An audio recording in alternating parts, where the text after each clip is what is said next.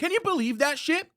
No, and not only did no one get convicted for burning down DC on January 20th, but DC in April of 2021 paid out settlements of $1.6 million to rioters who burnt down DC. That's fucking insane.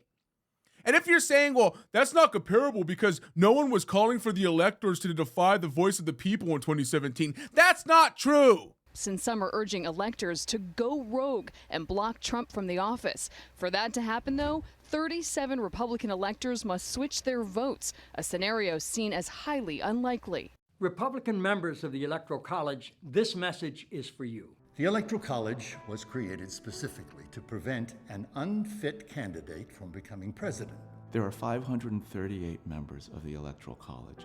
You and just 36 other conscientious Republican electors can make a difference. By voting your conscience on December 19th.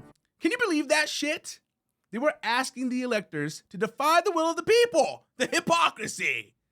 Now I know people are going to say, well, that's just whataboutism. Because that's the new buzzword for dismissing arguments. Whataboutism. And I understand when someone makes a ridiculous comparison that has nothing to do with the argument but tries to tie it in somehow. And that's a perfect situation to use the word whataboutism.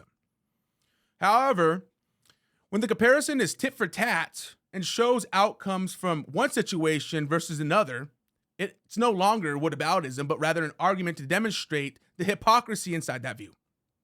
But I will leave you with a whataboutism that you can complain about.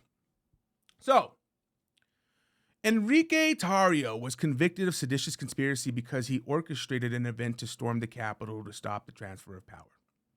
He was sentenced to 22 years in prison. Now, if you think that was a justifiable sentence, what about Shannon Brandant? September of 2022 in North Dakota, Shannon Brandant killed 18-year-old Kaylor Ellingson by running him over with his SUV. The killing was politically motivated.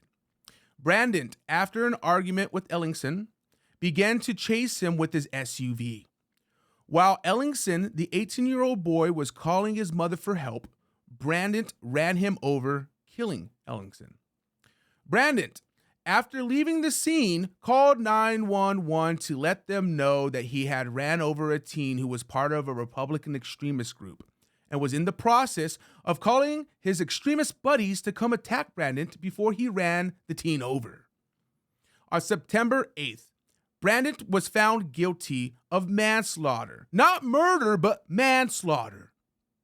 And he was sentenced to 5 years in prison with credits of 1 year served. How can you justify 22 years in prison for Enrique Tarrio, who did not kill, violently attack, or threaten anyone, when a man who committed a politically motivated murder gets 5 fucking years in prison? How do you justify that? There's your fucking whataboutism.